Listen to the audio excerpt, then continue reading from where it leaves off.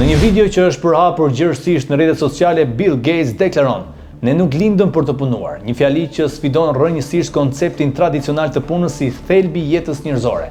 Kjo nuk është thjesht një reflektim personal, por një kritik ndaj sistemit që ka ndërtuar identitetin dhe jetën njerëzore rreth punës dhe produktivitetit. Në thelb, Gates ngre një pyetje të vjetër filozofike: cili është kuptimi i jetës nëse puna nuk është me qëllim kryesor?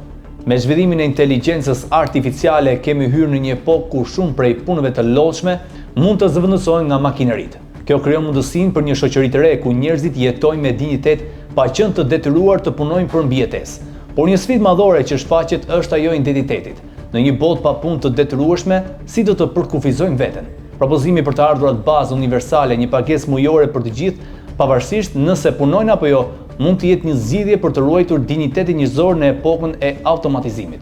Në vende si Shqipëria, ku teknologjia importohet por nuk prodhohet, rreziku është edhe më i madh. Pampunësia masive, përjashtimi social e të tjerë. Prandaj, deklarata e Gates nuk është një frazë virale, por një paralajmërim për nevojën e një rikonceptimi të shoqërisë, edukimit dhe rolit të teknologjisë në jetën tonë.